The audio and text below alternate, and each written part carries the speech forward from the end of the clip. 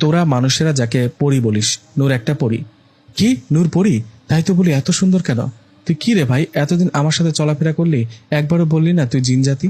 এটা বললে কি হতো? তুই যদি কাউকে বলে দিস তাহলে কি হবে? আর এখানে থাকা হবে না আমার। আরে না বোকা, এমনটা ভাবছিস কেন? আমি কাউকে কিচ্ছু বলবো না, চিন্তা করিস না।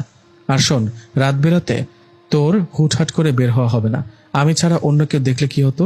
আরে বাবা তো আমার কাছে কম আসে, ইদানিং একটু বেশি আসছে। একটা কারণ আছে। কি কারণ? আমার বোনের বিয়ে। বোনের বিয়ে সম্পর্কে বলতে আমার বাবা ইদানিং বেশি আসে আমার কাছে। তোর বোন মানে নূরের বিয়ে? না, আমার তো দুইটা বোন। আমার বড় একটা বোন, তারপর আমি, আমার ছোট নূর, আমার সেই বড় বোনটার বিয়ে। ও তা কবে বিয়ে? এই তো আর 3 দিন পর। বাবা বলছে বড় হুজুরকে বলে ছুটি নিতে।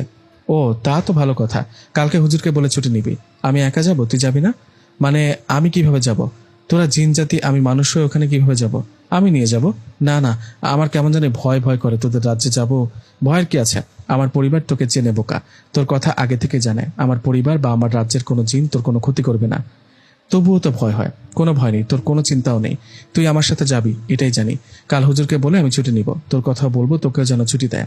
কথাটা বলে সিরাজ ও আমি মাদ্রাসায় চলে গেলাম। কথা মতো পরের দিন ক্লাস শেষে সিরাজ বড় হুজুরকে বলে ছুটি নিলেন। আমার কথা বলে আমাকেও ছুটি নিয়ে দিলেন। দুজনেই ছুটি পাবার পর সিরাজ বলল, ছুটি তো পেয়ে গেলাম, ব্যাগের মধ্যে জামা কাপড় গুছিয়ে নে, আর বাড়িতে ফোন করে বল আমার বোনের বিয়ে, তুই আমার বাড়িতে যাচ্ছিস। সিরাজের কথা মতো তাই করলাম। বাড়িতে ফোন করে বললাম মাদ্রাসা থেকে ছুটি নিয়েছি, সিরাজের বাড়িতে যাব, ওর বোনের বিয়ে। বাড়িতে কথা বলা ও ব্যাগ গুছিয়ে সন্ধ্যার দিকে বেরিয়ে পড়লাম মাদ্রাসার থেকে। দুজনে বাইরে বেরিয়ে আমি সিরাজের পিছু পিছু হাঁটতে লাগলাম। সিরাজ পাহাড়ের গহীন জঙ্গলের দিকে যাচ্ছে। এই দেখে আমি বললাম, এই সিরাজ, জঙ্গলের দিকে কই যাস? তোর বাড়ি কি জঙ্গলে নাকি? আরে না বোকা, কথা না বলে আমার পিছু পিছু আসতে থাক, দেখ কোথায় যাই। পাগল, সন্ধ্যার পেরিয়ে রাত হলো। রাতে দুজনে জঙ্গলের দিকে যাচ্ছি, কেউ দেখে ফেললে কি ভাববে? সন্দেহ করবে তো, চোর ডাকাত ভেবে। এই গহীন জঙ্গলে কে আসবে বল? আমার সাথে আর কিছুক্ষণ হাঁট, বুঝতে পারবি। সিরাজের কথায় আর কথা না বাড়িয়ে ওর সাথে সাথে হাঁটতে লাগলাম।